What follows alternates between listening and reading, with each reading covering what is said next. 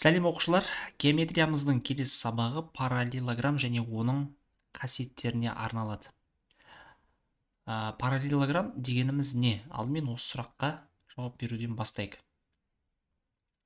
Қарама-қарсы қабырғалары қос-қостан параллель болатын төртбұрыш параллелограмм деп аталады.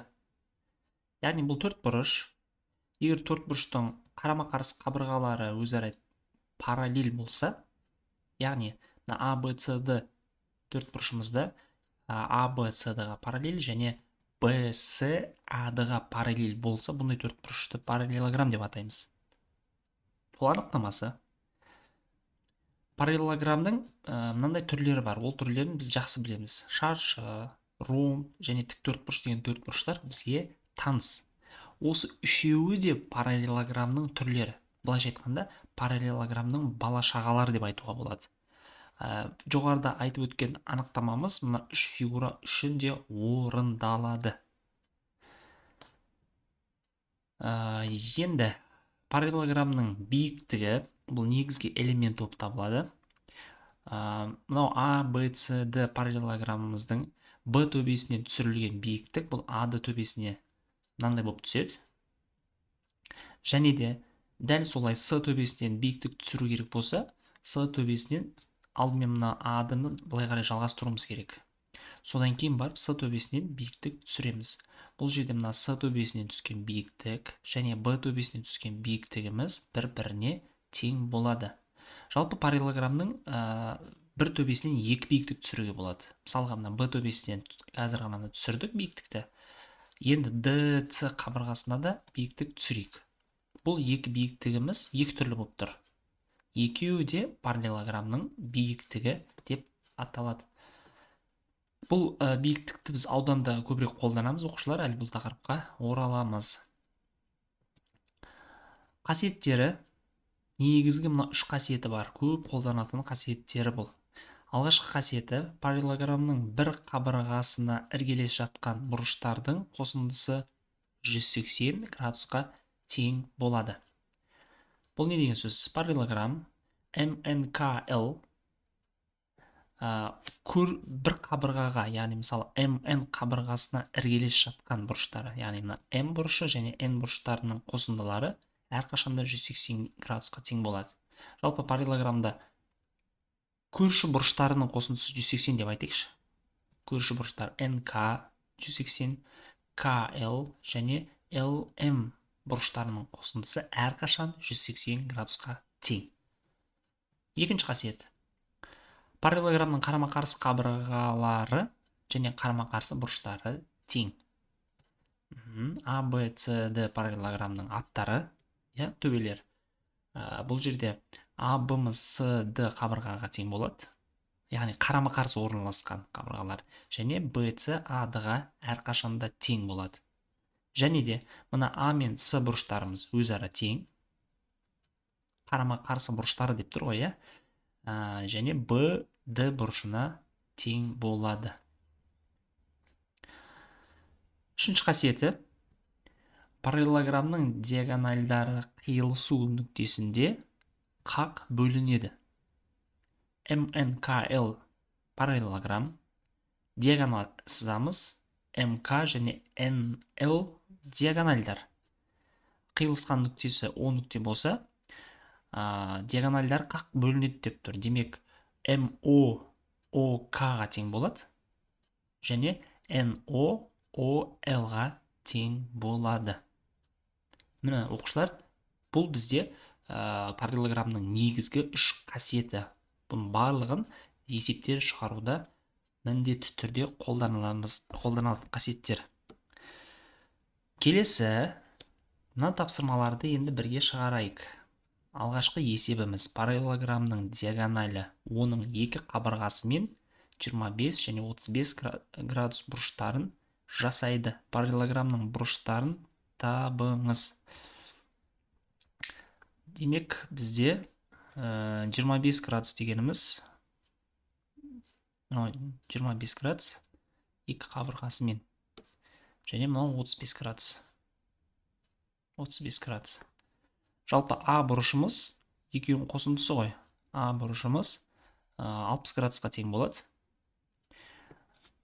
Параллелограммның қасиеттерінде біз айттық қой, қарама қарсы бұрыштары тең деп. Демек, С бұрышымыз да 60 градусқа тең болады.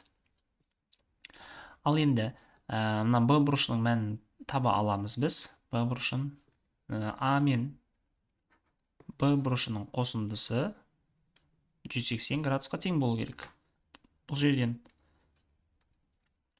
Б бұрышымыз 180-нен азайтамыз 60-ты. Яғни 120 градус болады. Б бұрышы 120 градус және оған қарсы орналасқан Д бұрышымыз да 120 градусқа тең. Мына жауаптары 60 және 120. Келесі есебіміз параллелограммның екі бұрышы 3/7 қатынасындай болса, оның бұрыштарын табыңыз дейді. 3/7.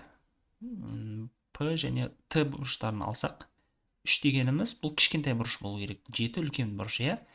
Демек, қатынас берілсе, біз 3х, 7х деп белгілеп алсақ болады. Параллелограммның бірінші қасиеті көрші орналасқан бұрыштары қосындысы 180 градусқа тең болады. Яғни екеуін қосып 180-ге теңестірсек, теңдеуіміз шығады. 10х тең 180 градус және х-тің мәнін табу үшін 180-ді 10-ға бөлеміз. Демек 18. Х-іміз 18. П бұрышын табу үшін біз 3х деп тұр ғой, х-тің орнына 18-ді қоямыз. Яғни 3-ті 18-ге көбейтеміз. 54 градус болады. Дәл солай Т бұрышының мәнін табу үшін біз 7-ні көбейтеміз 18-ге. Немесе 180-нен 54-ті азайтсаңыздар да болады. Так. 126 ма? Бұл деген сөз Т бұрышымыз 126 градус болса, онда Q бұрышы да 126 градус болады. П бұрышымыз 54 болса, демек, мына S бұрышымыз да 54 градус болады. Келесі есебіміз төмендегі суретте берілген бойынша параллелограммның қабырғаларын табыңыз дейді. Айнымалылар арқылы берілген екен. Параллелограммның негізгі қасиеттері, екінші қасиеті қарама қарсы қабырғалары тең болады деп айттық, иә. Демек, осы жерден x плюс 5 тең 2x минус 3 деп теңдеуді құрастырып, x тауып алуға болады. X бар өрнектерді бір жаққа жинайық. Сандарды бір жаққа жинайық. Мынау 5, мына минус 3-ті былай қарай өткізсек, плюс 3 болады. 2x, мына x-ті былай қарай жіберсек, минус x болады. Осы жерден x-іміз 8-ге тең болады. X-тің орнына 8-ді қойып есептесек, мынау 2 көбейту 8, 16. 16-тан 3-ті азайтсақ, 15. Ойбай, 16-тан 3-ті азайтсақ, 13. 13. Жоғарыда да мына жерге x-тің орнына 8-ді қоямыз. 8-ге 5-ті қосамыз, 13 болады. Дәл солай 2y минус 1 тең y плюс 1. Бұл жерден y-іміз 2-ге тең болады. Мына жерге y-дің орнына 2-ні қойсақ, 2-ні 2-ге көбейтеміз 4, одан 1-ді азайтамыз. Мынау 3 болады. 2-ге 1-ді қосамыз, бұл да 3 болады. Демек, жауаптары параллелограммның қабырғалары 3 және 13. Төртінші есебіміз аты параллелограммның биссектрисасы. Демек, мына аты биссектриса болса, мына бұрышты қақ екіге бөліп тұр ғой. Мына бұрышымыз мына бұрышқа тең деген сөз, иә. Параллелограммның периметрін табыңыз дейді. Периметр деген үлкен П әрпімен белгіленеді. Яғни периметр барлық қабырғаларының қосындысы. 4 қабырғасын табуымыз керек, және оларды қоссақ жауап шығады. Так, б-ті 5 және т-сы 2-ге тең екендігі берілген.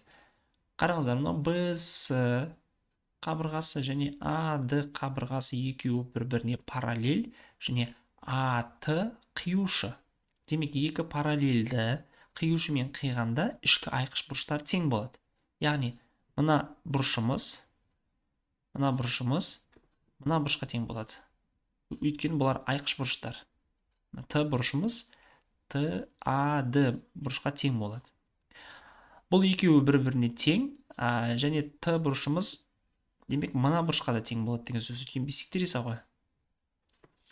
Демек үшбұрыш А, Б, Т тең бүйірлі. Тең бүйірлі үшбұрыш. Өйткені екі бұрыш тең болып тұр. Бұл жерден біз А, Б, Т-ға тең екендігін аламыз, мына екеуі бір-біріне тең. Өйткені тең бүйірлі ғой. Екі бұрыш тең болса, демек екі қабырғасы да тең болады. Демек АБ-мыз 5-ке тең. АБ 5-ке тең болса, ДС да 5-ке тең, өйткені қарама-қарсы қабырғалар тең болады параллелограммда. БС 7-ге тең, 5 пен 2-ні қосамыз. АД да 7-ге тең болады. Периметрін есептейтін болсақ, екі қабырғасын қосамыз. 5-ті 7-ге қосамыз, және оны 2-ге көбейтсек, параллелограммның периметрі шығады. 2 көбейту 12 тең 24.